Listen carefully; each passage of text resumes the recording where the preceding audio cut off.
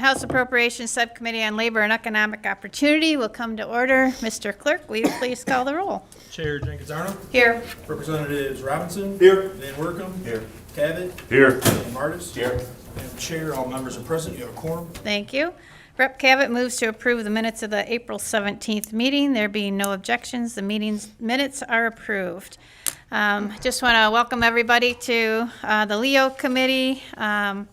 We are going to present the budget today, and just wanted to share with you my goal for this budget, same as last year, was to make Michigan the most productive state in the nation, and I hope that this budget reflects that in the funding and the priorities that we set. So since we kind of have a late start, we're going to go ahead and get started with that right away. So Marcus Coffin with Fiscal is going to present that. You will go down there, okay.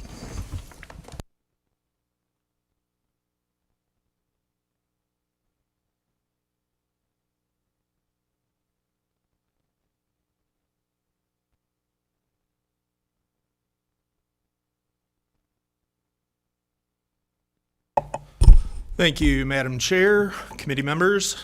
Before you have the House Fiscal Agency Summary and Analysis document for the H1 substitute for House Bill 5610.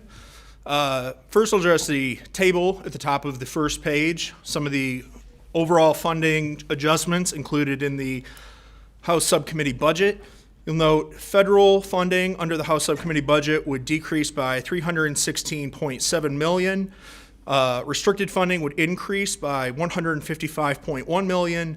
General fund would decrease by $115.3 million, and overall gross funding would decrease by $279 million.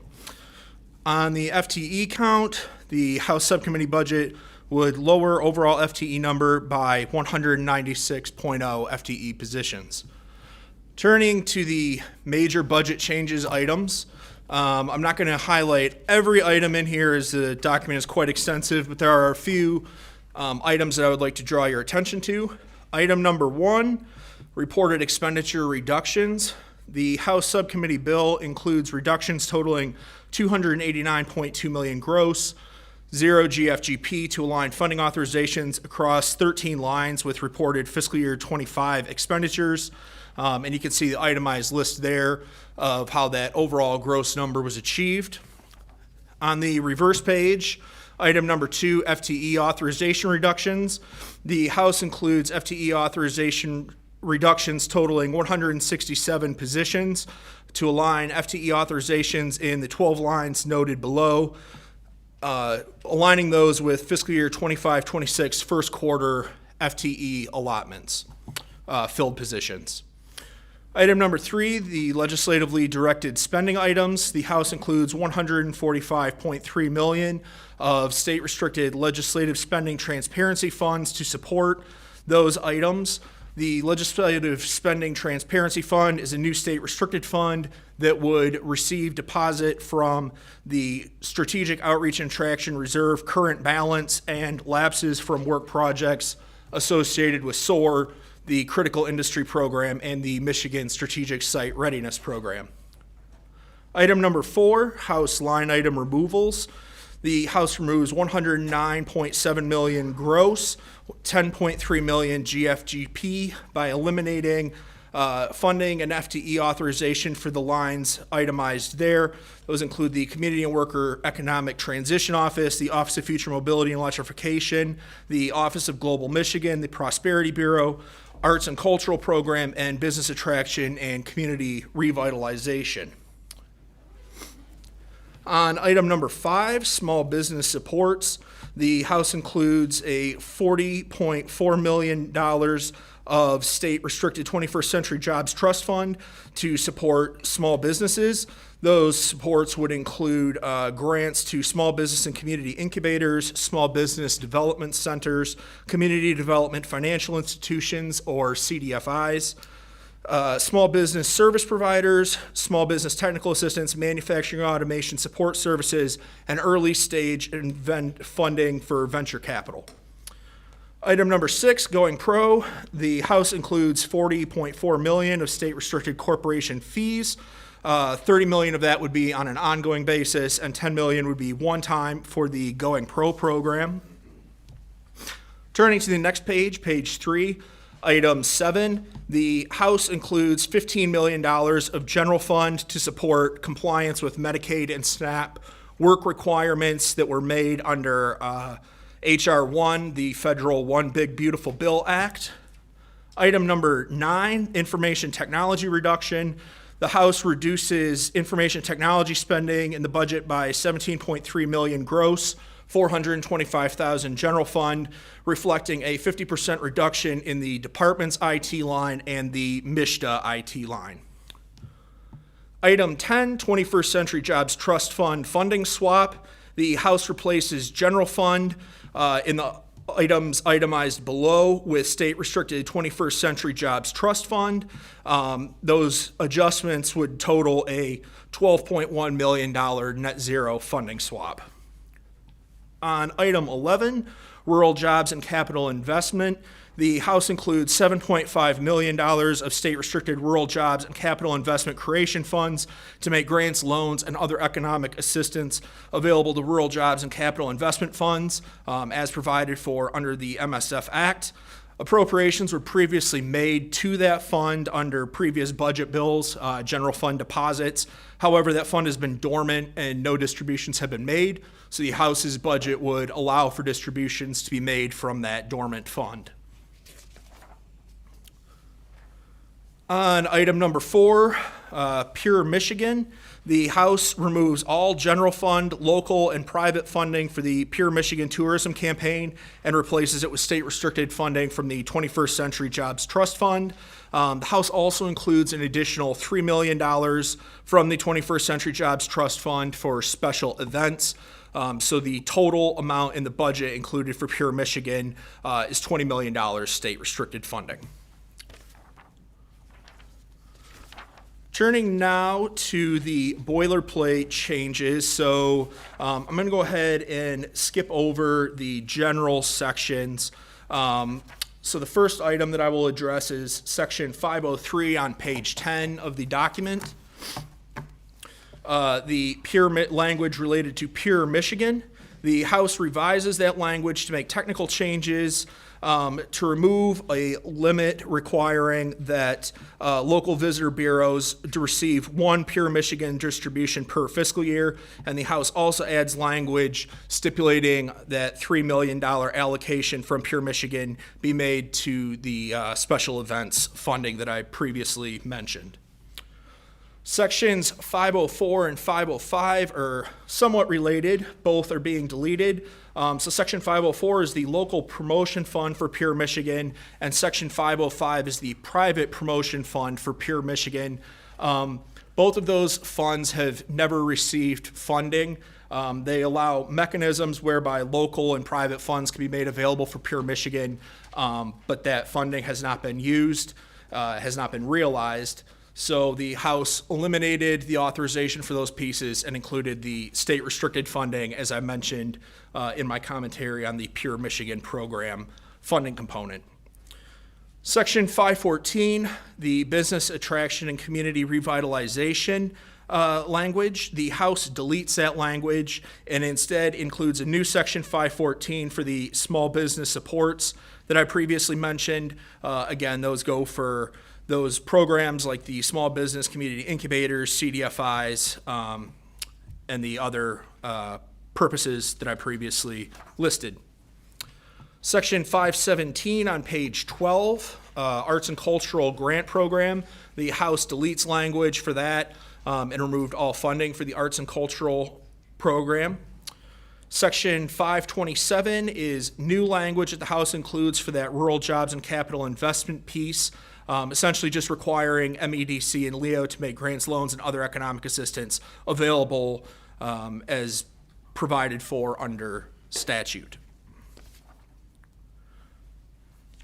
Turning now to page 13 on section 706, Going Pro Administration. The House revises language related to Going Pro to require at least 50% of Going Pro funds to be distributed to first-time recipients and to recipients who did not receive an award in the previous fiscal year. Section 709 is new language related to the federal work requirements for SNAP and Medicaid. This language would allocate that $15 million to support individuals with complying with those new requirements. It establishes criteria for counting qualifying hours for community service activities, and it requires quarterly reporting on outcomes related to that spending. Section 718 is new House language related to the Michigan High-Speed Internet Office. That language would require MyHigh to create a report on any impediments faced by grantees of federal broadband grant programs. And then Section 719 is also new House language related to the Michigan Works employer collaboration. That language would require each regional Michigan Works agency to increase the number of employers that it collaborates with and to report on those activities. Lastly, on page 14, two items I'd like to touch on. Section 805, the Unemployment Insurance Agency Limited Term Employee Authorization. The House deletes that language. So that language authorizes UIA to hire up to 250 limited term employees and then provides authorization to hire an additional 250 on top of that if the number of claims for UI benefits has increased by 20% or more in a month. And then Section 1001 is new House language, one-time language related to the Legislative Spending Transparency Fund. As I mentioned, the Legislative Spending Transparency Fund would be a new state restricted fund created under this bill. This language creates that fund and requires $145.3 million of the SOAR fund balance and work project balances to be lapsed to that fund to support LDSIs, and requires an additional $206.7 million of the SOAR fund balance and any associated work project balances to be lapsed to the general fund. And with that, Madam Chair, I'd be happy to address any questions. Thank you very much. Are there any questions? Rep. Van Workum. Two questions, if I may, Chair. Thank you. The first being the one that you just mentioned of moving the SOAR dollars to a restricted transparency fund. Is that a one-time because of the amount that is within the SOAR fund, that would be a one-time move? That is correct. It would be a one-time lapse based on balances within SOAR and associated work projects. The next one, do you have a number of how much of the 21st century fund is being utilized in this budget? The total allocation of 21st Century Jobs Trust Fund in the budget is $75 million.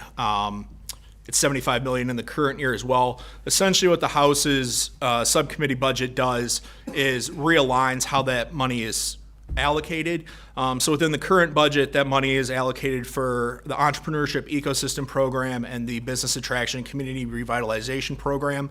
The House would eliminate that Business Attraction and Community Revitalization Program and decrease the amount available for the entrepreneurship ecosystem, and takes that excess funding from those moves and would allocate it for small business supports and then to support other programs within workforce development. So specifically, the programs itemized in item 10 on page 3. So the 23 plus high school diploma program, at-risk youth grants, high school equivalency to school program, My STEM Advisory Council, and the Office of Defense and Aerospace Innovation. So I guess to clarify my question, of the pot that is the 21st century fund, how much of a percentage is being used in this budget? On a percentage basis, I would have to get back to you. I just know that it's $75 million that's allocated in pursuant to statute for these purposes. So it's $75 million allocation that Leo has to work with, and the full amount of that is used within the House's budget. What percentage of the total 21st Century Jobs Trust Fund that would be, like I said, I can get back to you with that information. Thank you, Madam Chair. Rep. Martis. Thank you, Madam Chair. As with any document, some things I agree, some things I disagree, but thank you for putting this forward. Was just curious, Marcus, if you could flesh out a little bit on page 2, number 2, in terms of FTE authorizations. Are these the sort of positions that have been left open for a very long time, or what is kind of the basis by which, where are these numbers coming from, essentially? So essentially, the benchmark number, if you will, that was used for this was the fiscal year 25-26 first quarter FTE report. So under the general sections of boilerplate, all departments are required to submit a report to the legislature containing their authorized FTEs and their actual filled FTEs. These adjustments would reduce FTEs within these lines down to that filled number as of the first quarter of the current fiscal year. So some of these are open longer than like 3 months or something? Presumably, yes. I can't answer specifically how many would fall into that category, but I do believe there are some that would fit that description. Okay. It would seem like if we eliminated all ghost employees, I don't believe in ghosts, but you can't kill them twice. So I would just like to see a little bit more working out, making sure that we're not eliminating positions that are taking a little bit longer to fill. Thank you. Thank you. Any other questions? Okay.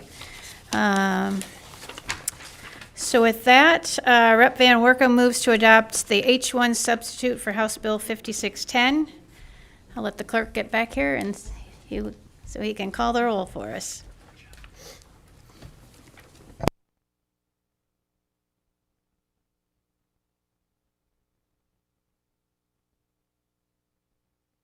Representatives Robinson. Yes. Van Workum. Yes. Pavitt. Yes. And Martis. Pass.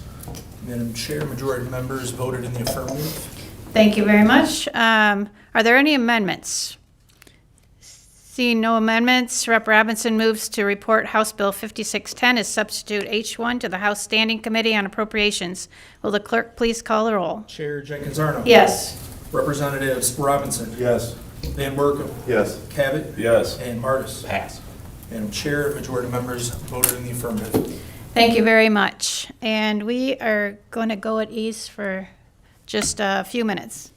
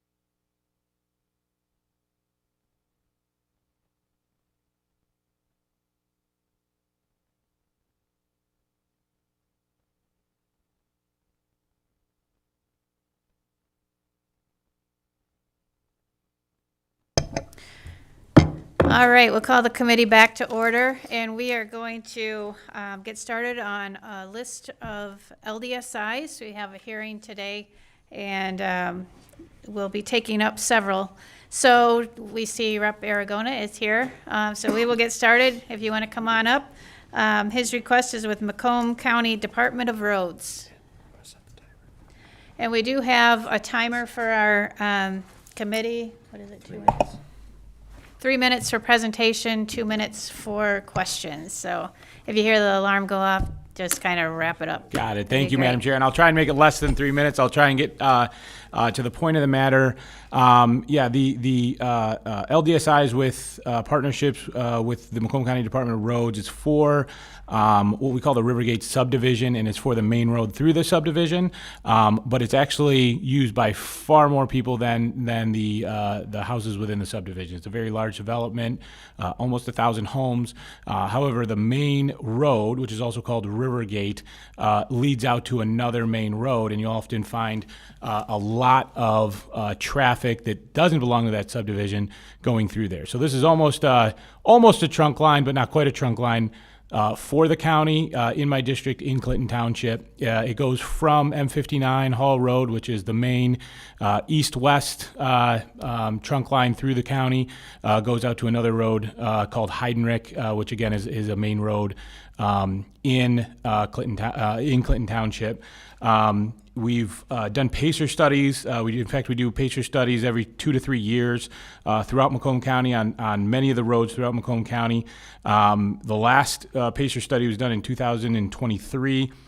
Most of the rating was a 3 or a 4, and the estimates, we haven't completed the last PACER study yet, but the estimates are that it's down to at least a 2, if not some sections down to a 1, a scale of 1 to 10. So it's a very scientific way of grading how bad a road is, whether it's good or bad, because that can be very subjective language. So this $3.5 million will go to fix that road, fix that trunk line, and obviously it'll help the subdivision, but it'll help all residents within that geographical area. Okay, thank you very much. Any questions? My question is just, is this going to be a project where they have to take it down to the dirt and then rebuild the whole thing from scratch, or is this kind of just what kind of project is this going to be, do you know? Yeah, so that's a great question. I've had a number of conversations with the engineers over at the county. We'd love to be able to do a complete replacement of the cement because, this road is about, it's getting towards the end of its useful life. It was built about 30 years ago, but if necessary, we'll do a grind and layover. So we're still kind of leaving that up to the engineers as to exactly what that might look like, and then some of where some of these other funding sources might come from. So. Okay, thank you. Rep. Robinson. Thank you, Madam Chair. Thank you, Representative, for your presentation. So, to be clear, this road, when it was constructed, obviously it wasn't made for the amount of traffic that goes through there now. How much of an expansion will be, if any, or could you talk on that, if that's an issue or not? Yeah, so the expansion or the depth maybe of the materials that might get added, again, that's going to be more up to the engineers. But yes, this was something where we're going to build this very large subdivision because there's high growth in the middle of Macomb County, as you know. Especially 30 years ago. And so they added this road. They made a connector to, again, another main trunk line road that was there. And it's people sometimes, the behavior of people sometimes is like water, right? It finds the easiest possible route. Well, this is often a very easy route for many, many people throughout Clinton Township, Macomb Township, and what have you, going through this subdivision. It just kind of makes it easier. So that's so much more traffic that gets added to this road, especially because there's a way to get to, as you know, to Mount Clemens, to our county hub, right? So that's just kind of what's added to a lot of the damage. Thank you. Thank you, Madam Speaker. Rep. Cavett. Thank you, Madam Chair. Thanks, Rep. What's Plan B? What if you don't get the funding? If we don't get the funding, it'll be very hard to replace this road. Again, because it's not technically a trunk line, though it kind of acts as a trunk line often, right? So in order to replace it, it's going to be up to a lot of the people on that road to at least do like a grind and layover, at least in sections. And it's going to get incredibly expensive for the residents in my district. So it's likely not going to be able to happen without the state dollars. Thank you. Thanks, Madam Chair. And have you sought other sources of funds like federal or anything like that for the? Yeah, there's conversations about that, but there's also different pots of money. For instance, like the actual county road dollars, some of the matching programs. So yeah, this is going to kind of take a bit of an all hands on deck type of thing. Okay, great. Thank you. Thank you. Well, thank you very much. I see you're up next as well. Yeah. Yes. You ready to go with the city of Mount Clemens? Perfect. Yes, I will stay here. This is a project that I've collaborated with our colleague Representative Menser on. This is for $2.5 million for a housing project in Mount Clemens. Mount Clemens is our county seat. So Mount Clemens is a municipality that can often struggle with revenue because they have so many county buildings within their boundaries. It's also a very small municipality, so they're not gaining those revenue sources from the county buildings if those buildings were private, right? So they struggle a bit there. It is the county seat, and this project is for a new housing development that would be going up on the north side. This is a site of when I was a kid. I remember going by it, and it was a defunct motel. If anybody has ever watched the show Stranger Things, it kind of looked like something from there because of how terrible it looked and how bad it was. Unfortunately, there's a developer. He's been very successful with a number of projects. He's actually a local Macomb County resident, and he is working with the city to build this complex. Some of this would be market rate. Some is also going through MISTA in order to capture some MISTA dollars for a certain percentage of AMI and going through their types of programs for that. So I have some renderings in my office if anybody would like to take a look at them, or even meet with the developer. I'd invite you out to check out the property and sit down with him. He's a very smart individual, but I think this will do many great things for the city of Mount Clemens as well as for the surrounding areas in the middle of Macomb County. Okay, any questions? Okay, I was just curious as to how many homes and what types of homes and. I don't, so they are, like I said, some market rate, some going through MISTA programs. They are pretty much average, like apartment style buildings. I can show you, like I said, some renderings. It's going to be a beautiful looking building in the future, and I don't have the exact number of units, but I believe it's somewhere around in the 50 to 70 range. Somewhere in there. Okay. But I can get you a definitive answer in the future. Okay, fine, that's no problem. So, and then what's the time frame for getting this done? Looks So like the it's building, about a year or something like that. yeah, it should be built within a year.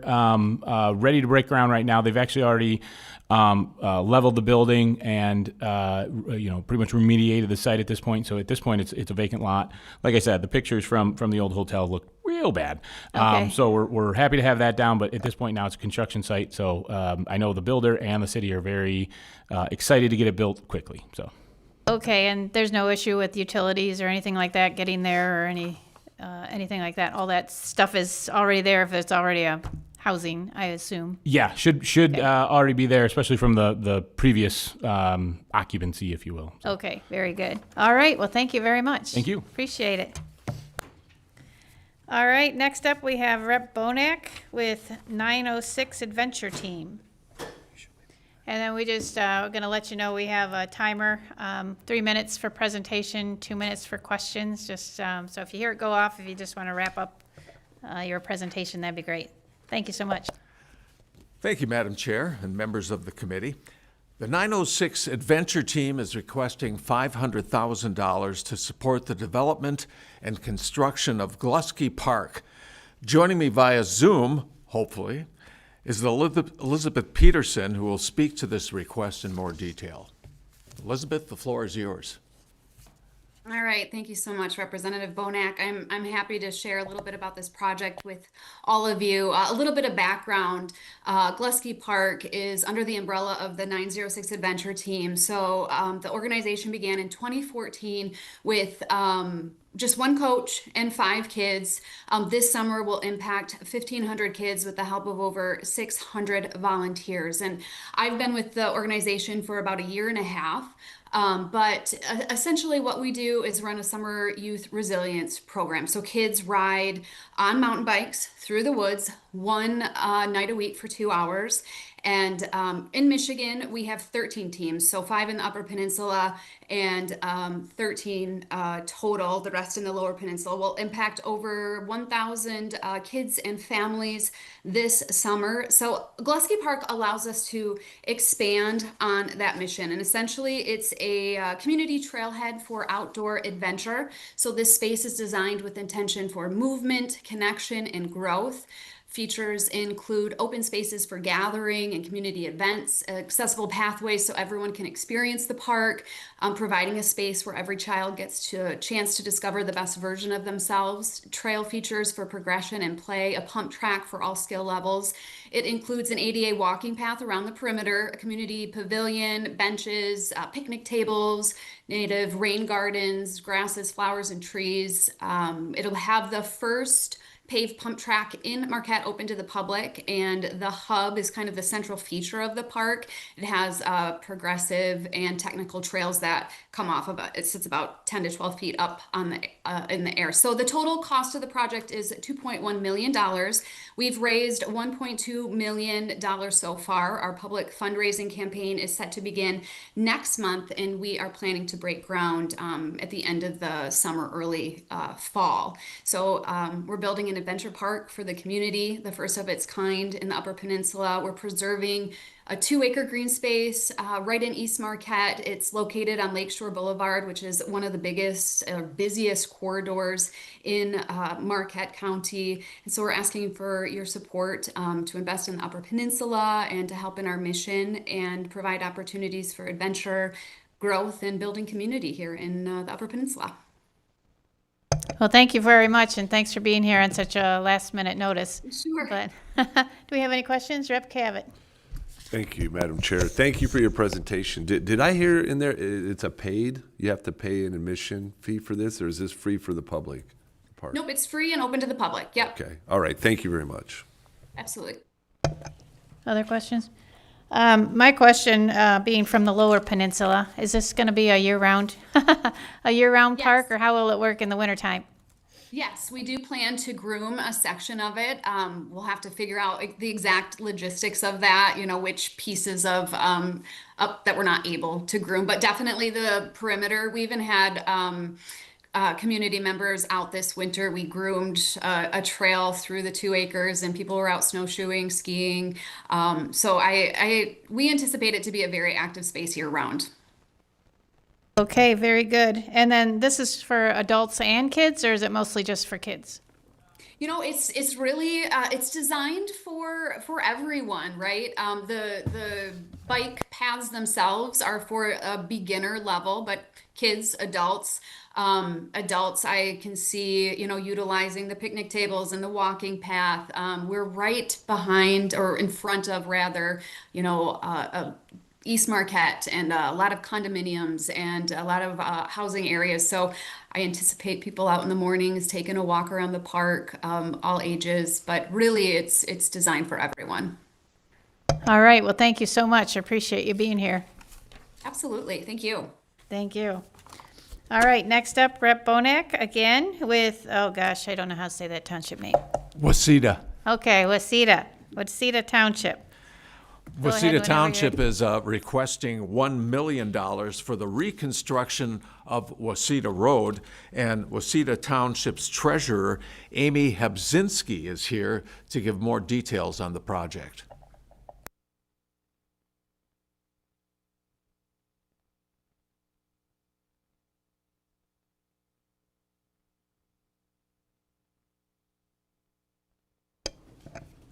Is the person on Zoom? No.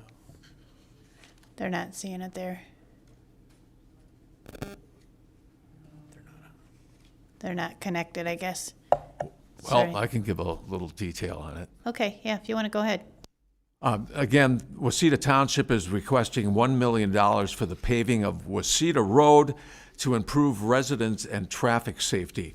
Currently, Waseda Road is damaged so badly that the Dickinson County Road Commission damaged their vehicle when it lost traction and flipped not too long ago. Many residents who drive this road daily have voiced their concerns to the Township Board as to vehicle damage and increased safety issues. Waseda Road is a primary, mainly residential road and has grown exponentially in the past few years with new construction and the popularity of an Airbnb. Over the past 5 years, the township has been in contact with the Road Commission with no success on fixing this road that has not been fixed in over 20 years. And I talked to the Dickinson County Road Commission engineer, and he said that the entire project for the road would be something in the area of $2.5 million, but this would be a $1 million fix to just do some, he's Looks here. like he's here if you, Oh, that's actually would Nagani like- City. oh, it's the next one, I'm sorry. Okay.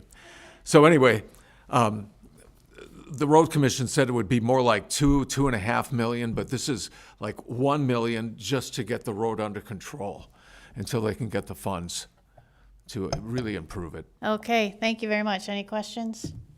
Questions? Okay, so, so this isn't like a rebuild or anything like that. This is just kind of a temporary fix to Right, get the kind of a job done? Band-Aid. Okay, all right. And then, how much money did you say it would cost to fix the whole thing from top to bottom? This morning, I believe he said it would be in the area of $2.5 million to fix that road and give it a really good fix. Okay, all right. And is it currently a dirt road, did you say? No, it's paved. Oh, it is paved. It's just but really bad. It's really in bad shape. Okay, okay. All right. Well, very good. I appreciate you sharing that with us. Okay, and then next up, we have the City of Nagami. Nagami? Sorry. It's the city I'm of terrible Nagami. with these names. All right. Go ahead whenever you're ready. Joining me via Zoom, I have Dave Nelson and Ned Corey from the city of Nagani to discuss the city's need for a new fire truck. They're requesting $700,000. Go ahead, gentlemen. Dave isn't here. I'm just here. Ned Corey, Nagani City Fire Chief, here to try and answer any of your questions. Do you want to talk about the truck at all, or? Okay, what we're trying to do here is we have two older trucks in our fleet, a 97 Ford equipment truck and a 1986 Ford grass fire truck. And both trucks are starting to come up with a lot of issues. Of course, the age has a lot to do with it. So what we've been trying to do is replace those two trucks with one truck, do a dual duty truck, cut down on the city expenses, cut down on all of our maintenance.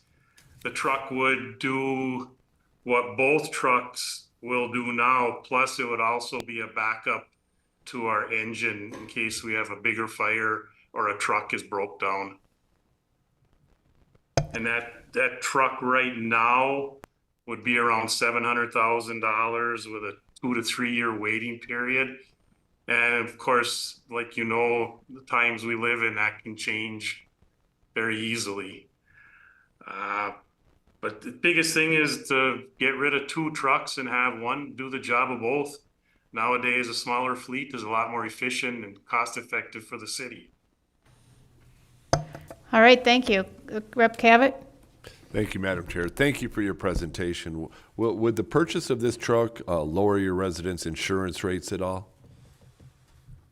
Not really. Our ISO rating with these two trucks is the top we can do as a volunteer department. So adding it will just keep us at that same level. Okay, thank you. Thank you, Madam Chair. Rep. Robinson? Thank you, Madam Chair. Thank you for coming in and presenting this. A couple of things. First off, the $700,000, is that just for the truck, or will that dress it? And then the second question is, of the two fire trucks that you have currently, if you were to get this one, what would you do with the other two? Are they just so obsolete, or would you be able to get some money in return for them? The two trucks would go to the city to be auctioned off. So there is some recoup to those. What was your first question again? Is that to dress the truck, or is that just for the truck? That would include some basic equipment. The rest of the equipment would come from the two trucks, but there would be, I would say, half of what we have on the old trucks will be transferred over and half will be new. Thank you. Thank you, Madam Chair. What is the area that you cover, your fire department covers? And do you also take part in mutual aid? So would you be helping other areas as well with this truck? Yes, we cover the entire city of Nagani. We do mutual aid we can do with any department in Marquette County, but basically we use Nagani Township, Ishpeming Township, Richmond Township, but we can go out to Marquette City, to Forsyth, to Chalkley. Our equipment is available to the whole county under our mutual aid agreement. Okay, thanks you. Rep. Cavett? Thank you. Do you service the mine out towards Palmer? We're on mutual aid with Ishpeming Township and Richmond Township for the mine. All right, thank you. All right, well, thank you so much for being here this morning. Appreciate it. Sure, no problem. Thank you for considering us. All right, thank you, Rep. Bonak. Next up, we have Rep. DeBoer with the Holland Tulip Time Festival, Inc.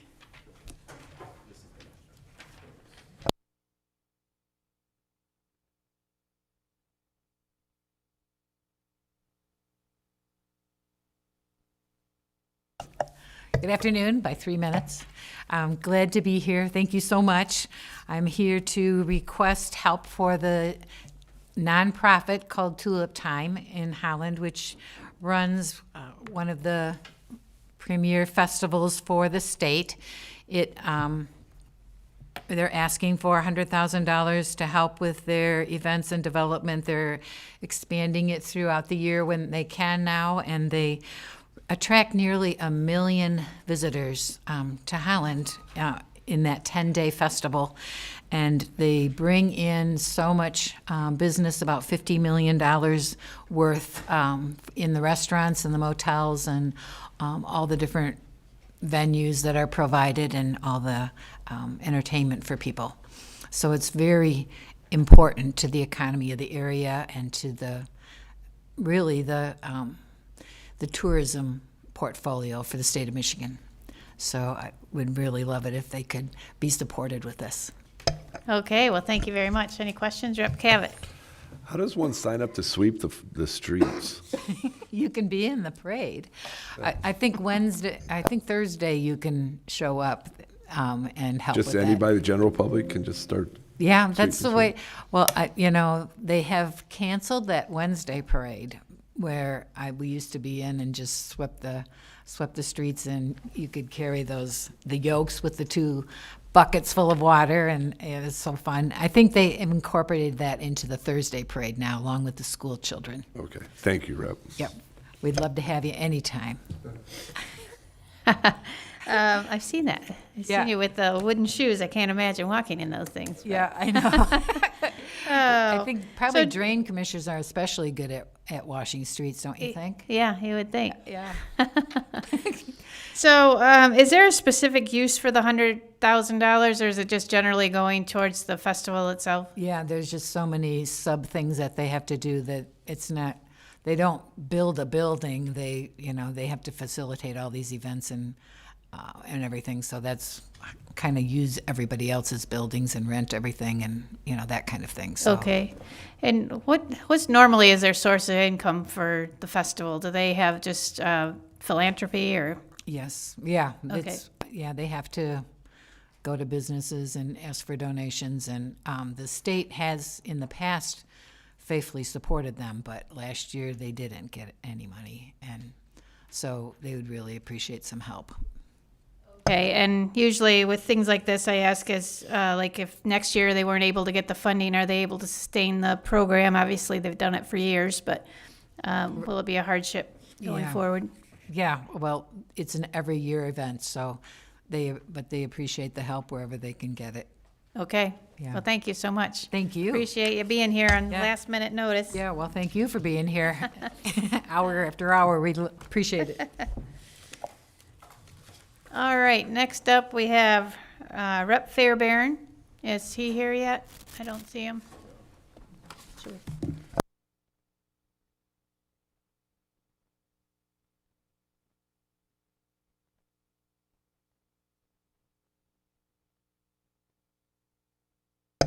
Rep. Kelly, would you be ready to go if we bumped you ahead, or is that a problem?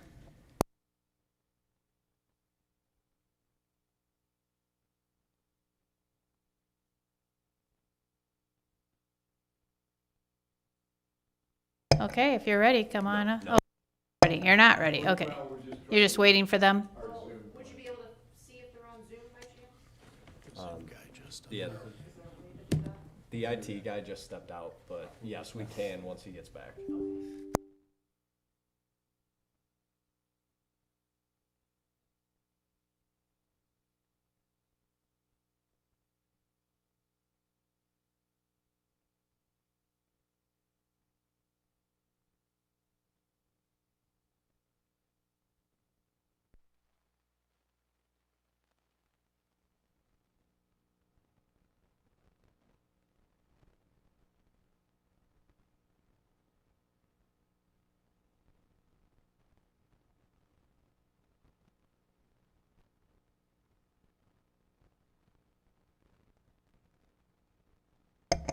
We'll go at ease for a few minutes.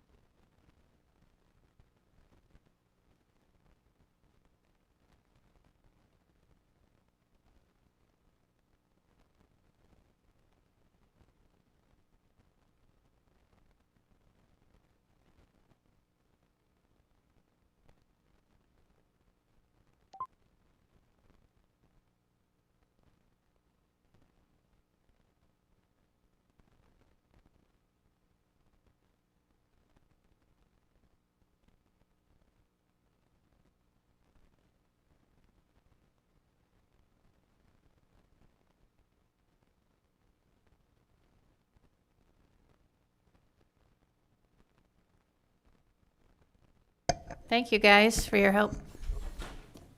We'll call the committee back to order. Rep. Fairbairn is up with the Michigan Technological University. Thank you, Madam Chair and members of the committee. The purpose of the requested LDSI is to provide funding for an analysis of conditions that have resulted in a significant increase in the number of Mackinac Bridge closures due to falling ice in recent years and how this problem might be resolved.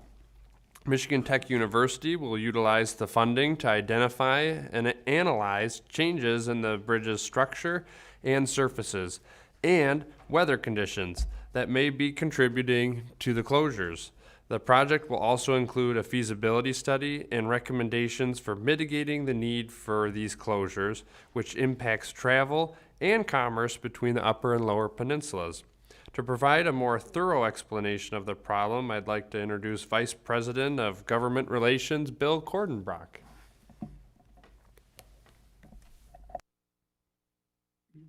Good afternoon, Madam Chair, members of the committee. My name is Bill Cordenbrock with Michigan Tech University, and we appreciate the opportunity to be here to talk to you about this opportunity. Michigan Tech was founded back in 1885 as our charter is to support the industries of the state of Michigan. And in keeping with that, over the past 140 years, we've applied significant research capabilities, academic excellence, and student involvement in addressing questions and challenges that come to industry. We were approached by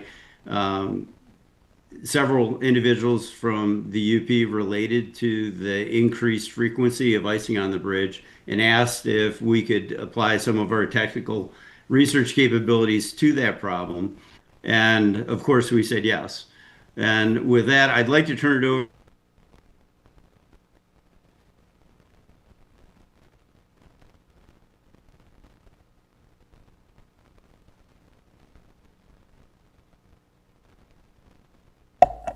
If he's, yeah, well, he's gone now. I'm happy to answer any questions if you have any. Okay, as Rep. Robinson. Thank you, Madam Chair. Thank you, Representative Fairbairn. I got a question.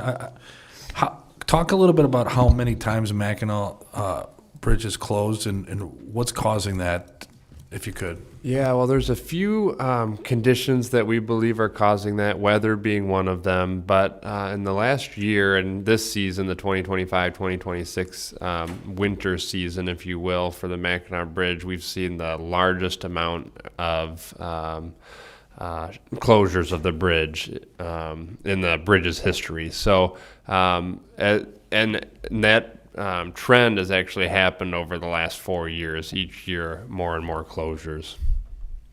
And so the study that you'd like to do will kind of find out why that is so that you can prevent it from happening? Exactly. You know, there was some new processes the bridge used, the Bridge Authority used, different paint on the bridge, which could be a cause of this that they're going to be looking into.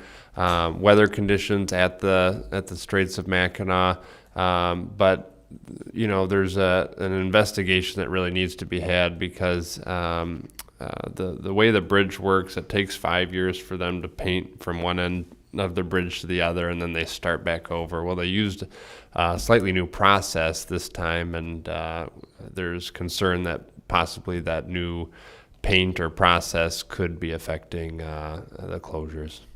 Thank you. Thank you, Madam Chair. Yeah, any other questions? Okay.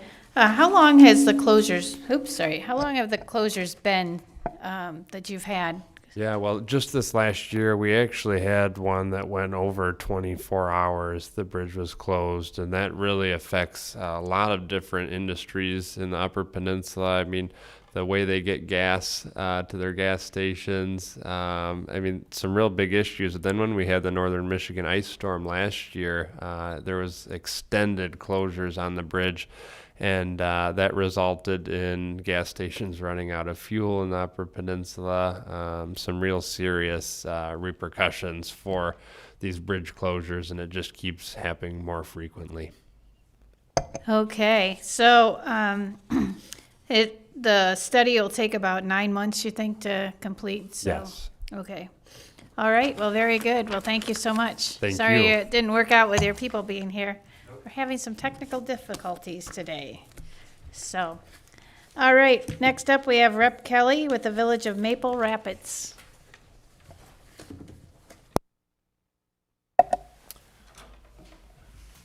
Thank you, Madam Chair, members of the committee.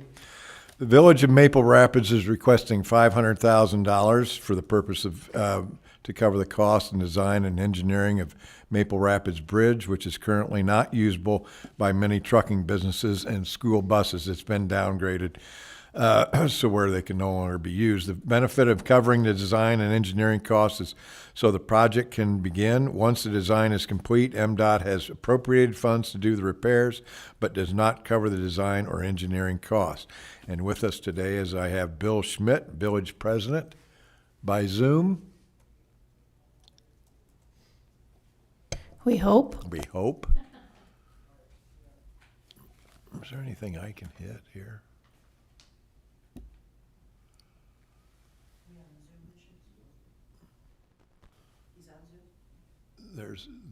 Shows that it's on. Yeah. Oh, there he is. Now wait, how do I? What did I do? Hold on, he's coming. The top right, just hit the X. There. Sorry about that, Bill, covering your face. There. Please, you're up.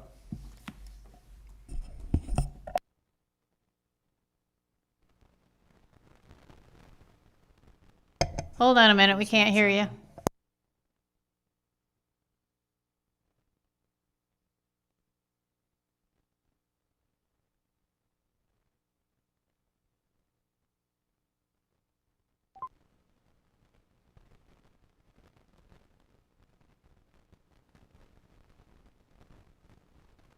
Will you try talking and, nope, we're not hearing him. Bill, can you hear me? You're muted on your board.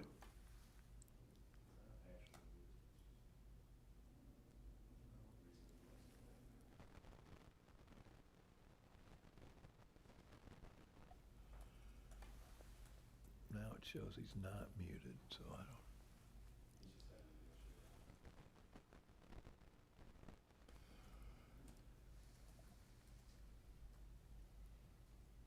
Bill, you can hear me though. Okay.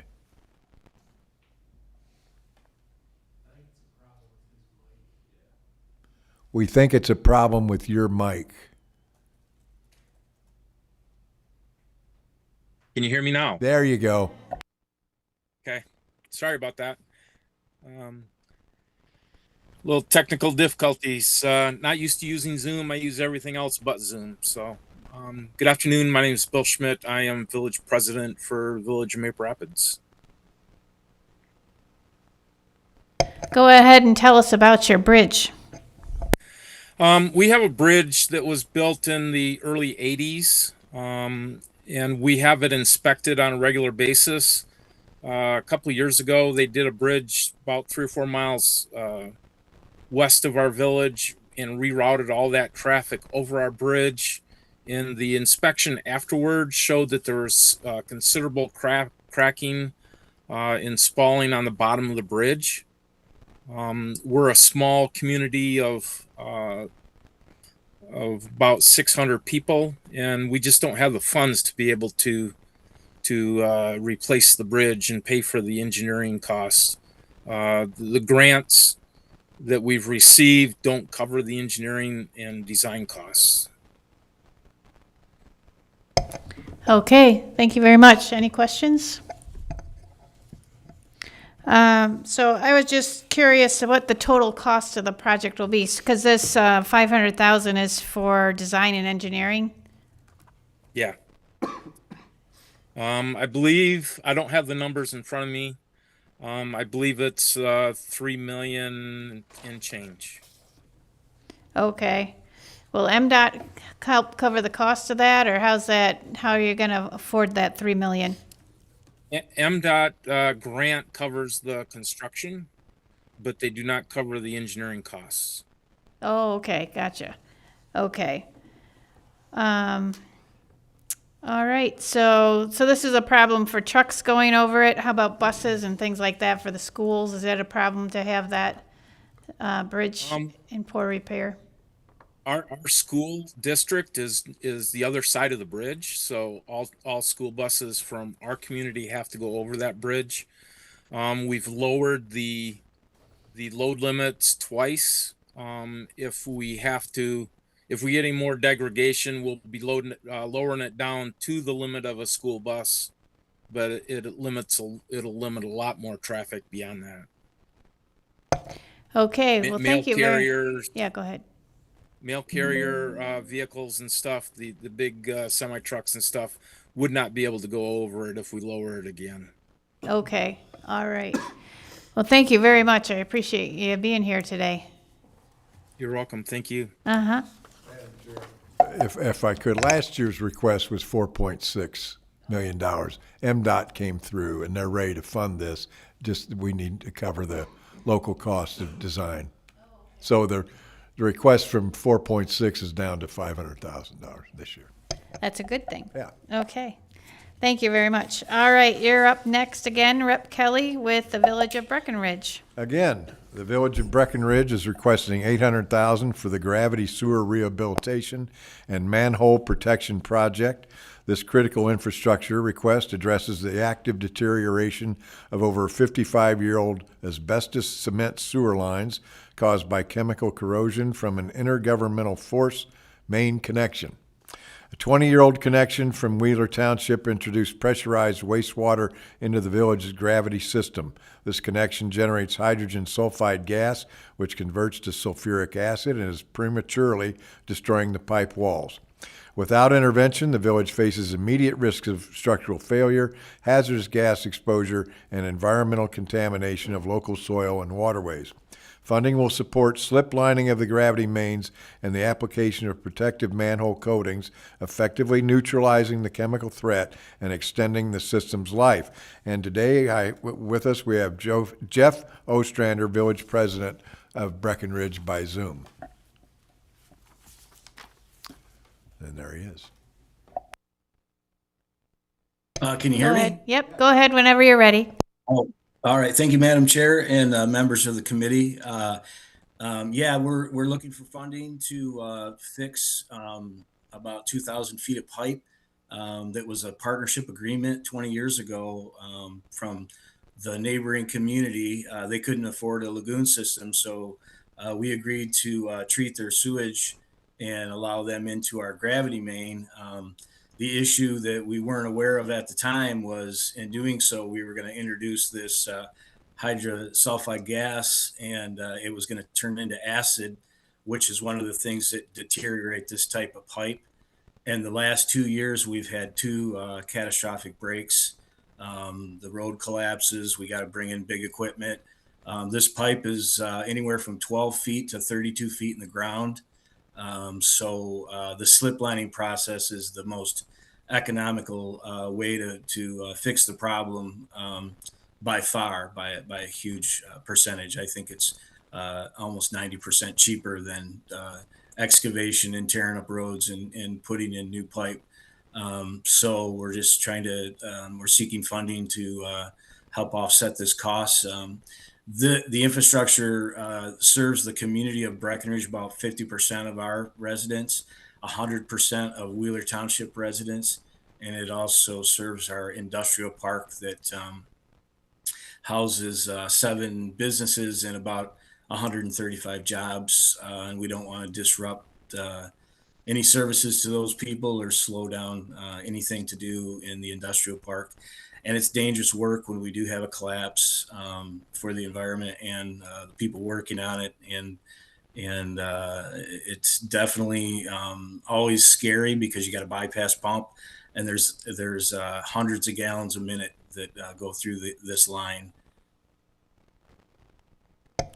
Okay, thank you very much. Any questions? I was just curious, will you be increasing the size of the pipe at all, or will it just will you be staying with the same 12-inch pipe? It stays the same. What the process is you go from manhole to manhole, and you basically clean, and then you pull what pretty much looks like a large garden hose down through from manhole to manhole. Then you introduce hot water. It expands this PVC style product, and it lines the pipe. So you don't disrupt the roads, you don't disrupt service. It's a great solution, and it's very non-invasive to the community, and it's inexpensive relatively. Okay, thank you. I guess I didn't understand that the process that you're doing there. So, how long will this type of fix last, do you think, before you have to do it again, or if you will have to do it again? So the only thing that breaks down the material that goes inside the pipe, the slip lining, is sunlight. So basically, it's kind of like the C900 pipe that most water main and sewer mains are made of today. It kind of takes the old pipe and makes it brand new, and there's really nothing that breaks it down. And certainly the issue that we're having with the hydrosulfuric gas is not a problem with this type of material. Okay, great. And then is the 800,000 the total cost of the project, or do you have to find additional funds somewhere else? No, the 800,000 will cover the entire project, and that includes design and engineering and everything. Okay. All right, great. Well, thank you so much. Appreciate you being here on a last minute Thank you. notice. Thanks for taking the time. Mm-hmm. All right. Thank you very much, Rep. Kelly. Next up, we have Rep. Robinson with the City of Utica.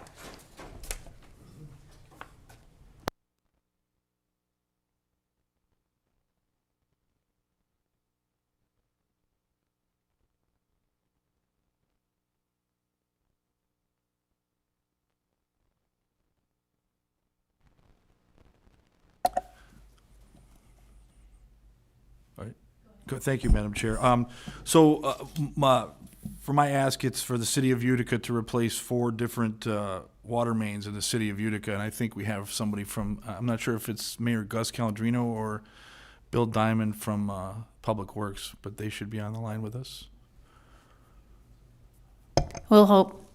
Is there anybody? Oh, he says there's nobody up there. Oh, nobody up there. Okay, well, I can talk a little bit about it. Okay. Yeah, so there's 4 water mains that need to replace in the City of Utica. Most of it is neighborhood from Deshaun to Hahn Street, which is north of Hall Road, east of Van Dyke, Canal Road, McKay Court, and Kemp Street. Most of the water mains have been built in 80, 90, 100 years ago and are in need of replacement. So this LDSI ask is for these particular water main replacements for a total of $3.7 million. And if there's specific questions, I'd be more than happy to take them. Okay, very good. Any question? Okay, just curious, do you know how many people will be affected by the, how many people will be on this Well, there's just water over line? 5,000 residents, but that's a stretch. Some of these is a stretch of where there's, 1 million cars. So it's kind of an interesting little city. There's a lot of traffic in that area that doesn't help the measures, but there's about 5,000 residents in the City of Utica, but it expands way beyond that. Okay, that's great. Okay. I think that's about all the questions I have for that Okay. one. All right, thank you. And then you're up again with Macomb County Public Works. Yes, the LDSI ask is for $2 million, and this is for Macomb County Public Works, and I hope someone's on from Macomb Public Works. Is anybody available? Anybody? We've had a lot of technical difficulties today, haven't we? Yeah. Nobody there? You're going to become an expert on water Okay. pipes, it sounds like. Well, yeah. Well, this has to do with the purpose of this is to complete the daylighting of the Sterling Heights relief drain by converting the remaining enclosed reach, which goes between Van Dyke and Ryan. And so it's an open channel system capable of safely conveying and managing stormwater during major rain events. So it's very pivotal to get this completed. I know Candace Miller has done amazing work over the last several years, and this is just adding to the restructuring of Macomb County as far as the water mains. So very motivated to try to get this funding so that we can take care of these issues. So as far as specifics, I'll answer any questions that anyone might have. Okay, any questions? All right. Well, you know, I appreciate you sharing this with us. So you're not replacing, let me see, you're converting what's there. You're not replacing the pipes and all of that sort No, of they're thing. just gonna, and if you want to be look for an education, recently I learned what daylighting was. That they're going to daylight it, which means Yeah, I was wondering what that so is. Yeah. it's an interesting process. So Okay, very good. All right. Well, I won't put you through the ringer since thank you. you're not an Yeah, expert. no, but it's much needed. Much Okay, needed, as all right. are a lot of the projects that we've heard here before our committee. Okay, well, thank you so much. you.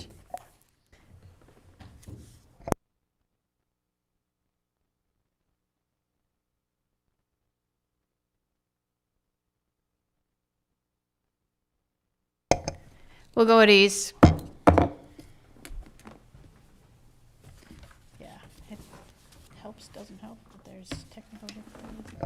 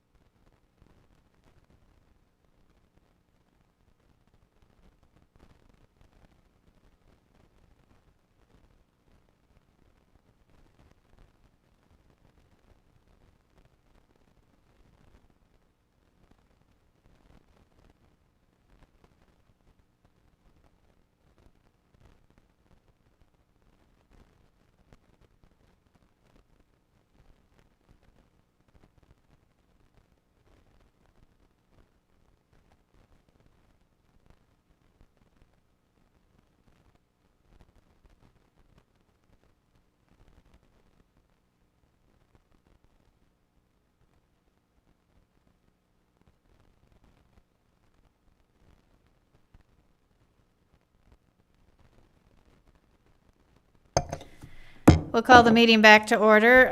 It's my understanding that we have a representative from the city of Utica on Zoom who'd like to speak to the project.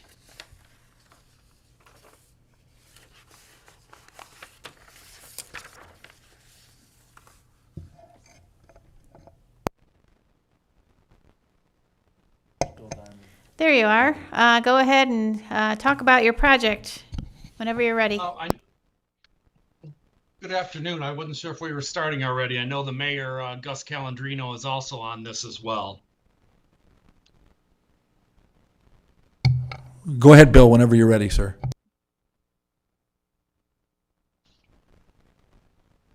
Okay, my name is Bill Diamond. I'm with the city of Utica. I'm the DPW superintendent, along with our engineering firm HRC. We had requested a review of our water distribution system, and I'm trying to be proactive about replacing water mains that have a age of 1950, 1952, and 1961. The areas are Deshawn and Hahn, Canal, McKay, and Kemp Streets. The Canal, McKay, and Kemp locations are in a similar location and will all tie into a loop. As you can see from documents that I'm sure that you were provided, we are trying to go a proposed size that is larger that is there to help the residents, along with the fire protection and improvements along Hall Road and Canal to help meet standards and compliance, which we were having issues of handling in the past. So I know that these have been looked into for quite some time, but along with the mayor and, like I said, our HRC, our engineering firm, we devised and divided up what was a great great need for the city and the residents and the businesses in those locations. Thank you. I'm sorry. Go ahead. Okay, thank you very much. Any questions? Okay. Appreciate you being here and talking about your project. So it sounds like you guys have done a lot of due diligence with your system already by looking at reports and studying it for several years now. So, so what the problem, it sounds like, is you have lead and galvanized pipes that are causing problems and that they're breaking. Is that what the problem seems to be? We do have lead and galvanized service lines in those locations. Currently, we've completed 94 of the 134 that have been on our replacement list.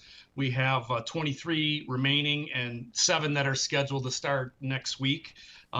16 more to make our compliance with Eagle about with lead service replacements. And we have 217 remaining verifications. And some of those are located in those areas of Canal, McKay, and Kemp as well, to determine if those have lead or galvanized service line material. We did receive a TMF grant to do those final verifications. The DPW did perform 251 verifications in 2024, going into 2025, to make sure that we met our Eagle compliance. So we definitely have been doing our due diligence of making the drinking water safe, and this with the water main replacements, we can confirm that these remaining service lines do get replaced along with this, along with new fire hydrants. And like I mentioned before, the fire protection in that area on Canal and Hall Road, where these water mains do tie into, we have a loop there from Van Dyke to Hall Road to Kemp to Canal. Making those lines larger on Kemp and Canal will help the fire protection in those areas as well. Like I said, I know that the fire department did have issues with the flow protection in those areas.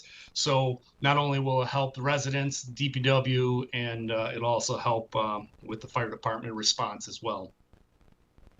Okay, and then will this $3.73 million complete your project then? It will complete that the project that was for this, which would include the Deshaun and Hahn Canal, McKay, and Kemp areas. And yes, at $3,730,000 as proposed and generated by our engineering firm. Okay, and then how long do you think this this will extend the life of your water mains? Well, the ones that we have now have lasted 70-some years. Oh, there you go. We have had multiple main breaks on Deshaun and McKay. So those in those areas are pretty much band-aided. We did have a Deshaun and McKay and Canal break within the last 6 months as well, so added to that list. So. And then with the service lines becoming copper, I mean, it should extend our life of these for quite some time. All right, well, thank you so much. I appreciate you guys coming in today, coming in by Zoom. Thank you so much. Oh, thank you for having us. Uh-huh. We'll go at ease at the call of the chair.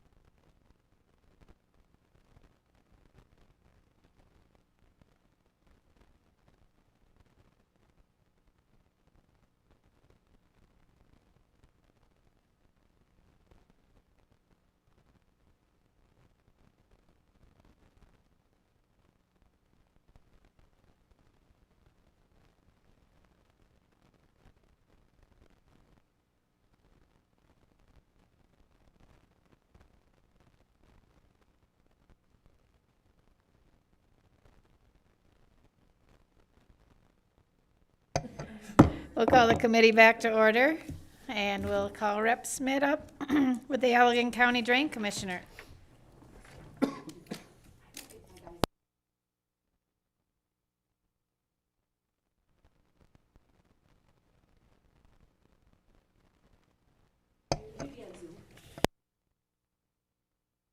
We'll go back to ease.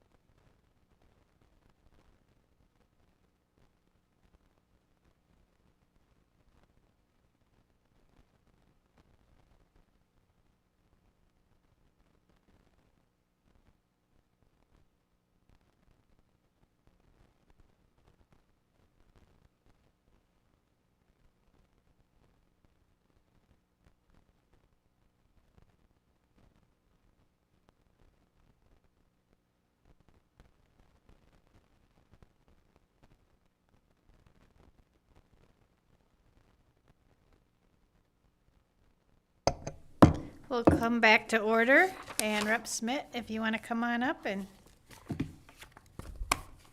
tell us about the Allegan County Drain Commissioner's request. Yes, thank you, Chair Jenkins-Arno and committee members. Today I am testifying in support of a project to improve the Bates Drain in Moline, Michigan. This drain is primarily a storm sewer system that has aged beyond repair and is undersized and failing, causing chronic flooding and of backyards and roads. The Allegan County Drain Commission is gravely concerned for public safety. Per the Drain Code of 1956, projects on drains are paid for by the municipalities and landowners that are within their drainage district. The Bates Drainage District consists of Door Township, Allegan County, MDOT, and 106 parcels. As it currently stands, the 106 parcels will be responsible for approximately 70% of this estimated $5 million project. Moline is not an affluent community, and this project would result in tens of thousands of dollars added to the residents' property tax. This project is necessary, but it will create a steep financial burden to the people in this district. My hope is that this committee will approve of $1 million for this project.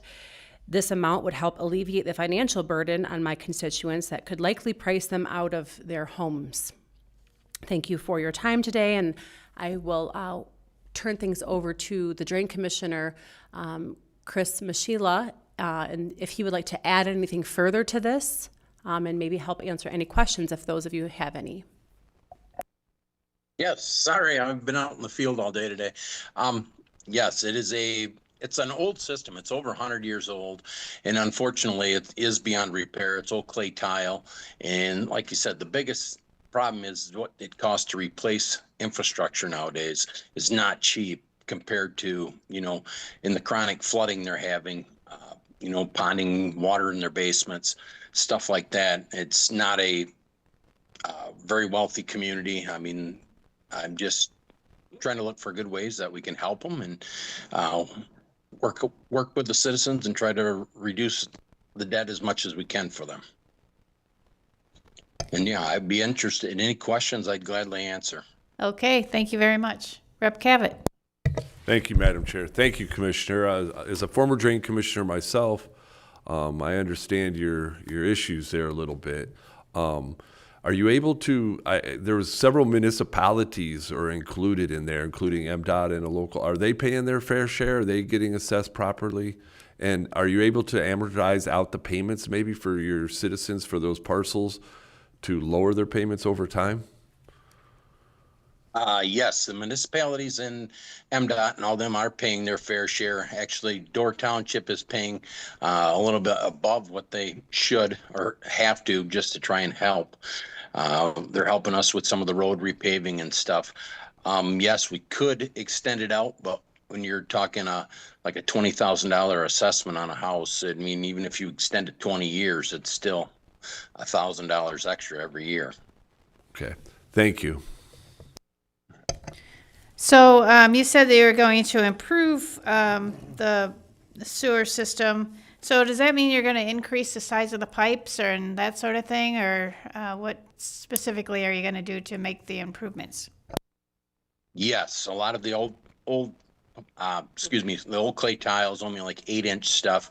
A lot of that would be upsized to the more modern standards now of what for rainfall we get in order to alleviate that flooding. So yeah, and the main line itself is like a 36-inch, and that would have to be upgraded to at least a 48. So everything's got to get a little bit bigger in order to try and cope with the weather we've been having. So yeah, that's the unfortunate part. Everything needs to be replaced. Okay, very good. So will that $1 million cover the cost of all those improvements you have to make? No, that would help with it. I mean, total cost, there's an estimate right now between $4 to $5 million for this project to do it, considering all we got to do. So, I mean, any bit would help. I mean, yeah.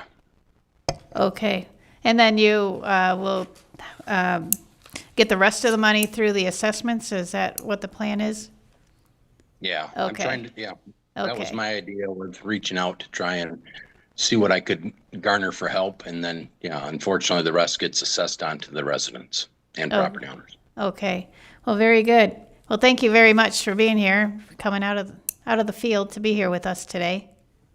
Not a problem. Thanks for having me. I All really right. appreciate it. Thank you so much. Thank you. Thank you. Well, thanks for being here today. Thank you. Coming on over. You're welcome.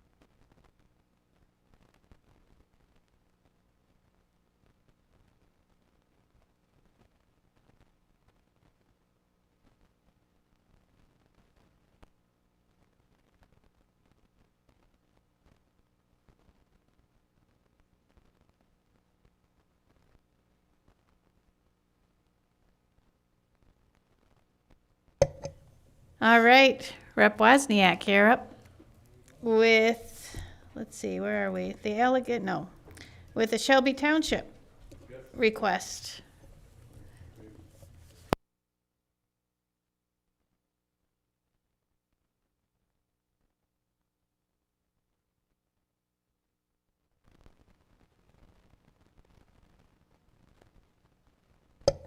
They have somebody on Zoom. Is that person available yet, or?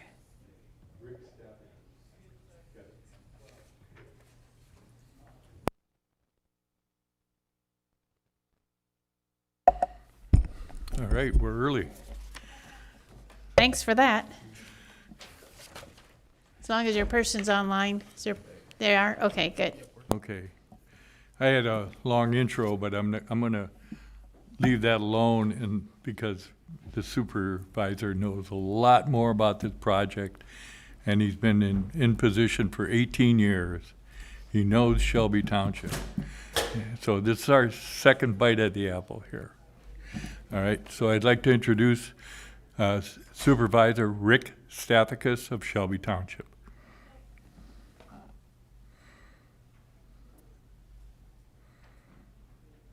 Can you hear me okay? Yes, go ahead whenever you're ready. Great. Thank you. Representative Wozniak, thank you very much for that introduction. And also I want to thank the chair for the time today to address the committee. Yes, as Mr. Wozniak said, I am here to talk about Shaner Road improvements. And we really do need to act now to protect $6.6 million in federal funding. Today, Shelby Township has committed $7.2 million of our money to increasing the capacity of Shaner Road. Now, this is between 23 and 26 Mile Road. Now, there are two phases. One is between 23 and 25 Mile Road, and the other is between 25 and 26 Mile Road. And what I'm here to talk about today is phase 2, between 25 and 26. Now, this expansion between 25 and 26 Mile Roads is tied directly, as I said, to federal dollars. Without assistance to cover the township's share of the Clinton River Bridge reconstruction, we will risk losing, or we won't risk, we will lose $6.6 million in federal funds entirely. And again, this is because we have a bridge between 25 and 26. And that bridge alone is costing $7.6 million, just the bridge. Losing this federal money would be a catastrophe, as it would end our 18 years of relentless effort. And yes, that's right. We've been working on this project since 2008. And if we don't do the bridge, then we don't get the federal funding for the road. That's my first point. My second point is delaying the project shifts today's safety problems further north. Now, phase 1 is going to fix a current bottleneck at 23 Mile Road, but without phase 2, that bottleneck simply moves to 25 Mile Road in Shaner. And this area is more residential and sits near 2 elementary schools, meaning congestion and crashes will increase where children and families are most impacted. Acting now prevents a new, more dangerous choke point from forming, which will put in students, our drivers, our families, and our first responders at imminent risk.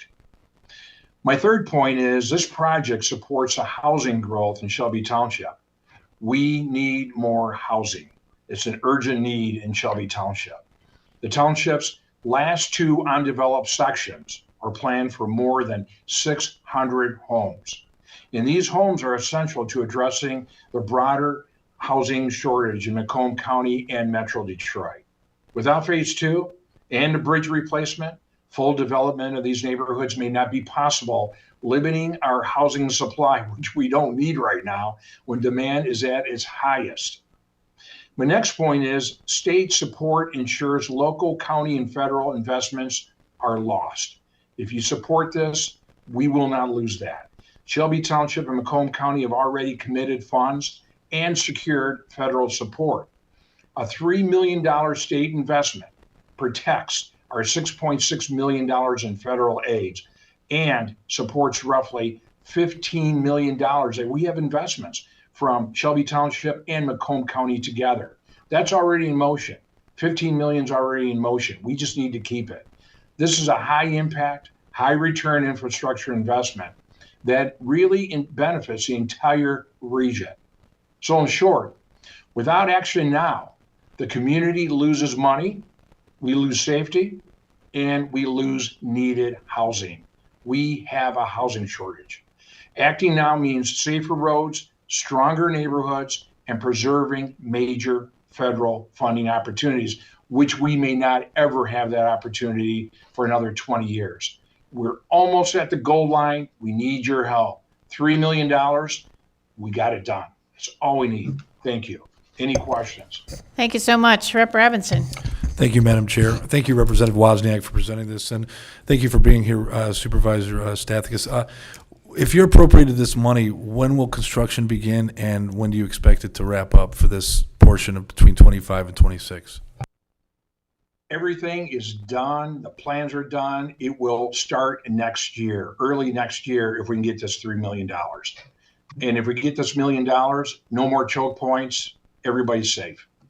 Thank you. Thank you, Madam Chair. Okay. Yes, Madam Oh, Rep. Chair. Cavett. Thank you. I was just curious, how much is the matching money from the feds if this money is appropriated? Okay, so the federal government, the whole project, by the way, is let's see, you're talking about just phase 2, right? Phase 2. Correct. Yeah. So we're getting about 6.6 million is what we're getting in federal funding. That's what we get if we can do the bridge. The bridge itself is 7.6 million. So that would be 3.8 million from the county, 800,000 from Shelby Township, and 3 million from you. That would be, and by the way, there's another 500,000 I'm not including, and that would be between Shelby Township and the county. I don't want to get into those details, but it's another 250,000 for us. So yeah, 7.6 million, would be the whole cost of the bridge. But again, we're protecting that 6.6 million. That would be the matching fund from the federal government. And we would lose that if we don't come up with the 3 million. Does that answer your question? It does. Thank you very much, sir. Thank you, Madam Chair. Thank you Rep. Rosniak. I'd just like to add to the supervisor's comments. There's a fire station on 25 Mile that is south of that bridge. The 2 schools that are there are north of the bridge, and that is where those other 600 housing units are going in. So if that bridge fails, we are in bad shape. Would you concur with that, Rick? Yes, I would. It's a bridge that would be a major catastrophe. To your point, 2 schools, 2 fire stations. And right now, there's another safety factor, which we have not gone into, and that's the shoulders. There are no shoulders on this country 2-lane road. So with your $3 million, this would be totally resurfaced. We would have shoulders. And to your point, Representative Wozniak, it would be much safer because now we have a bridge that will not fail. Okay, well, thank you very much for being here. Appreciate Thank you. Thank you very sharing much. of this. All right, next up, we have Rep. Bruck with Bedford Township.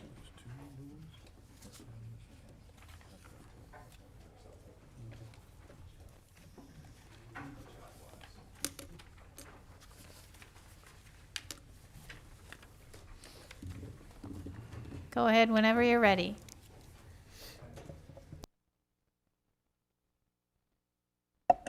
All right, appreciate the invite. I think I got invited 5 minutes ago, so it's good to be here.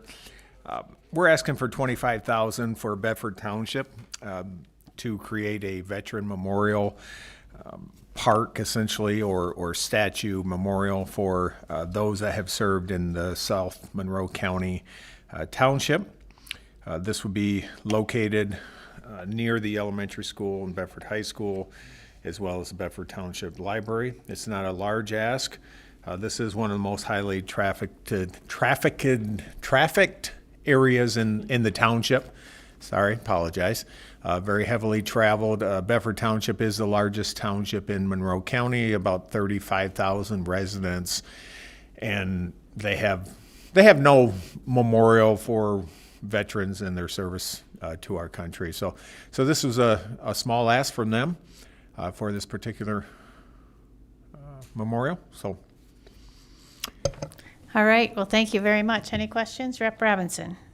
Thank you, Madam Chair. Thank you, Representative Bruck. That's one of the things I love about going to small communities in Michigan is they have the veterans. Is there a plan? Are they just looking for is there something what it's going to look like, some templates or anything of the kind, or is it just still in the planning phases? I'm actually going Saturday for the unveiling for the plan. So I have not seen the plans, but they're having kind of like a dedication of the planning this Saturday. So I'm actually going there, but I'll share it with you once I see it. I have you. not seen what they actually want to build. I've seen some some drawings, but I don't know if that's exactly what they're looking at. Thank you. Thank you, Madam Chair. Have they done any kind of fundraising or anything like that for this project? I believe they have. I believe the entire project is at least double what I think they're asking Okay. for. So I don't recall. I apologize That's for okay. that. Okay. So, yeah, well, this might be finishing off the project amount that they need. Okay. Yeah, I think it's a large portion of what they're asking for. I know there's a lot of donors from the community that are also Okay. giving and That's labor, kind of what I was getting to. labor and other things. I believe most of the funding is for the actual, the cost of the concrete and the cost of the memorial itself, which has to be Okay. molded and Great. forged. Maybe it's the right word. Sorry, I apologize. No, that's no problem. It sounds like it's a good project. Well, thank you so much. Appreciate you coming in. Oh, you're welcome. Quick and sweet. Sweet and easy. All right.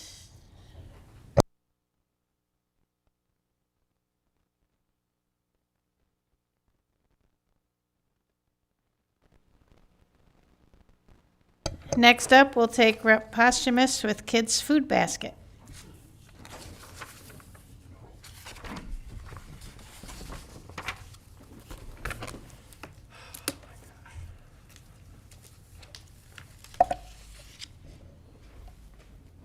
And go ahead whenever you're ready. All right, Madam Chair, members of the committee, thank you very much for allowing me to testify. I'm not sure if our stakeholders on that I'm making this ask for, but she should be on at 1:15, so it should be pretty close to now. She is on? What's the name of the person? Oh, Bridget Clark? Not yet. Oh, Not yet. okay. Well, I'll go on for a couple minutes. As soon as she's on, I'll turn it over to her. But anyway, so the ask is for $1 million for Kids Food Basket.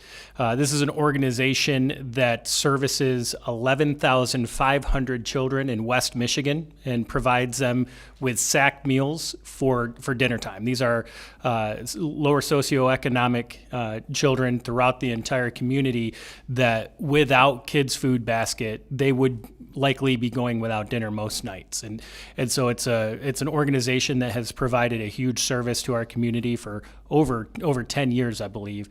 And so they've been a part of our community, both from a volunteer standpoint. Over 250 volunteers operate and help to ensure that these children receive their food.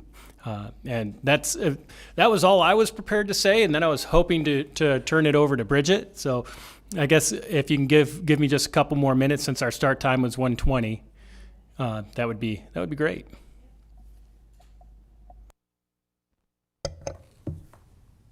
She's not there yet. We'll go at ease for a few minutes.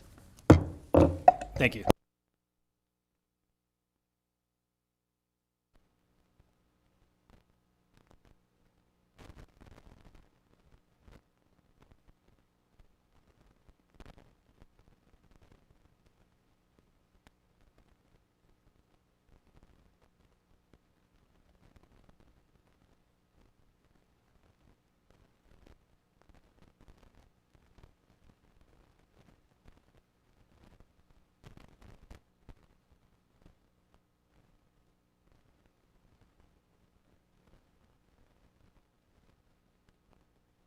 Looks like the person's here, so we'll go ahead.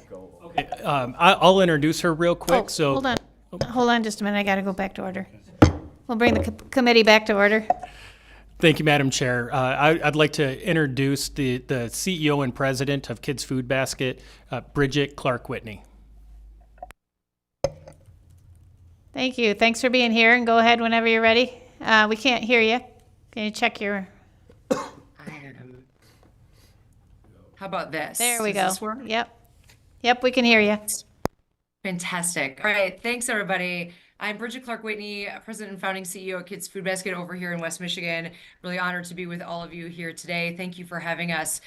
We're doing really important work out here in West Michigan. Each and every weekday, we're serving approximately 11,500 healthy, nourishing meals to children in 68 elementary schools. We're in elementary schools in Kent County, Muskegon County, Ottawa County, and Allegan County. Each of these meals is really nutrient dense, healthy fresh fruits and vegetables, meant to be a third meal of the day.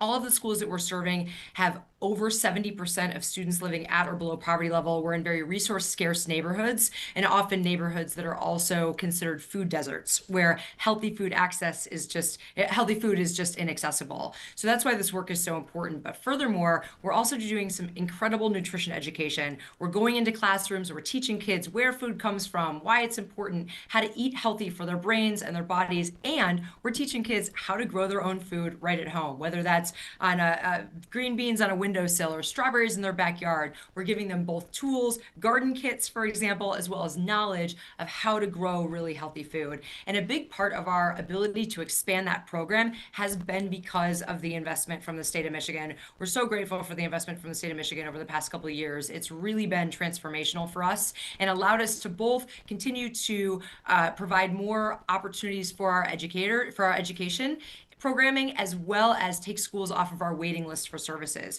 Currently, right now, because of the increase in need around healthy food, we have approximately 28 schools that are still on our waiting list. However, because of the investment from the state last year, we were able to take about 5 schools off of our waiting list. We're so grateful for that, and increase our nutrition education programming by about 3,000 students per year.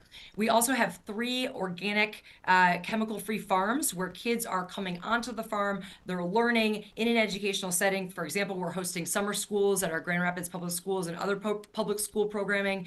They're hosting right on the farm where they're actually getting in the dirt. They're planting seeds, they're harvesting fresh fruits and vegetables. It genuinely is making a difference. Last summer, 100% of our teachers said that the Kids Food Basket summer school program and the opportunity for kids to get connected to the food that they're eating was the very best part of summer. 89% of our teachers shared last year that without Kids Food Basket, their children would not have consistent access to good, healthy, nourishing food. And the data continues to prove when kids have healthy food consistently, they're doing better in school. There's considerably less truancy, less sicknesses, and less behavioral issues. We had one school that reported last year a 21% increase in their national test scores, and they attributed that to Kids Food Basket being in their school and having Kids Food Basket. They came off of our waiting list. So it was a huge difference for their school to go from not having meals every day to having healthy meals every day, and such a huge jump in their national test scores. We also had a school that reported an 86% decrease in suspensions once Kids Food Basket took them on as well, and they were no longer on our waiting list. The point there is that when kids have access to these basic needs that they so need, especially our children who are experiencing the barriers of poverty, their behavioral issues reduce considerably. So this work is tremendously important, and this is my 23rd year leading the organization. I'm our founding CEO. We're an organization that has very humble roots. We started with $3,000 and have continued to grow over the past 23 years, again, to now serving 11,500 meals a day. But the reason is the impact, truly. It is considerably different once a school and a classroom has both Kids Food Baskets, healthy access every day, as well as nutrition education. And the investments from the state of Michigan over the past few years have helped us to grow considerably, and also helped us to intentionally be very strategic in how we're providing that nutrition education and the healthy access each and every day. We're so grateful, and it truly has made a difference, both for our children, our families, our neighborhoods. And in many schools, they've shared that it's actually just changed the very fabric of the school, having consistent healthy food each day. Well, So I'd thank like you to open so- it up to any questions. I also have considerably more data as well, but I know that you're on a tight time frame. So any questions at all? Okay, well, we probably do, but we're not able to take them at this point because we are pushing the limit on session today. So we appreciate your presentation today and being here. So thank you so much. Thank you so much. We appreciate all that you're doing for Kids Food Basket and to ensure that our children have good, healthy, nourishing food consistently. Thanks, everybody. Thank you. Thank you, Madam Chair. Thank you. All right, next up, we have Rep. Tisdale with Common Ground Crisis Center.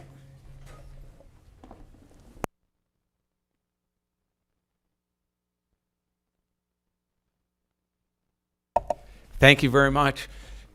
This is one of those really good news, bad news things. The good news is that Common Ground has developed real expertise in kind of tragic emergency services intervention. Everything from how you manage a mass shooting site to on the ground, boots on the ground, counseling. Again, unfortunately, Oxford, the splash pad shooting in Rochester Hills, the church shooting in Grand Blanc, the stabbing up in, Traverse City with the Walmart. Common Ground gets called in because they know how to do it. And so with the changes in Oakland County and many counties across the state funding for these kinds of services, they're moving them in-house, but this kind of demand, it unfortunately remains needed. And so what we want to do is provide some funding to carry on a train-the-trainer program so that their expertise can be spread throughout the state, and local units have it instead of having to call Common Ground in from Oakland County. And any questions you can ask me or Senator Danaskis. Okay, well, we're going to have to cut it short just because we have session coming up real quick, but I appreciate your presentation today. We'll keep. Welcome. Thank you. If I may add, we've also put together a packet that's been delivered to your different offices with 10 layers of support from different people that lay out the need as well. Okay, appreciate it so much. Thank you. And last, we have Rep. Linting with the City of Southgate. We have one more. Oh, that wasn't last. We have one more after that, so.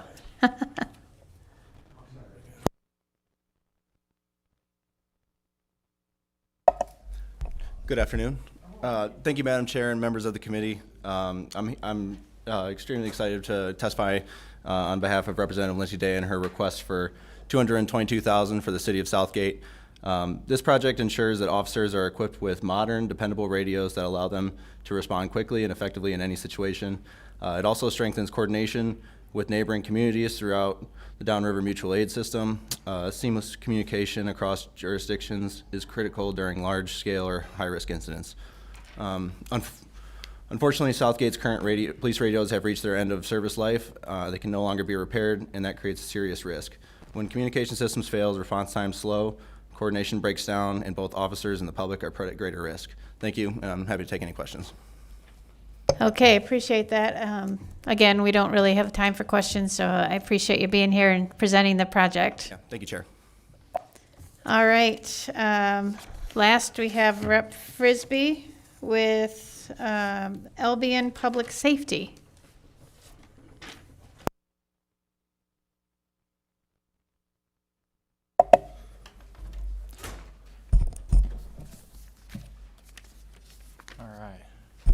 Ready to rock and roll? Good stuff. All right. Good evening, members of the committee. Thank you so much for taking us kind of this little last minute. My name is Sam Larry. I'm the Legislative Director for State Representative Steve Frisbee. We have 3 asks before you, 2 of which kind of I'm going to mold into one for purposes of time. They're each $20,000. The first would go for providing for 8 LifePak CR2 AEDs. These AEDs will be placed in each patrol vehicle and then the lead fire engine because the current AEDs are on the brink of extinction. The other $20,000 that's part of this, so it'd be $40,000 overall for these 2, is for a Lucas 3 chest compression system, which is a high-quality CPR device that provides minimally interrupted CPR in the field. Albion currently has a system, but it's incredibly dated and cannot perform at the same level as a Lucas 3. Now, from our previous times coming here, is there a plan B for funding? No. They would have to postpone that for another year or go for grant funding.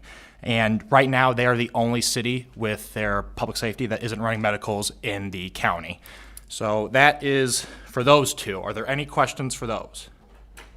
Nope, don't have time to take them, so move on to your next one. Thank you. Then the final one is also for the City of Albion Public Safety, which would be for $16,000.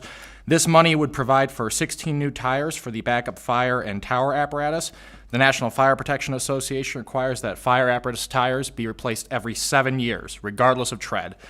That has not been done. We are running on 10 years right now, and our Department of Public Safety responds to 100 calls annually. So these tires are essential, they're worn, we need new ones. All right, thank you so much. I appreciate you presenting your projects today. And we will go at ease at the call of the chair. Thank you.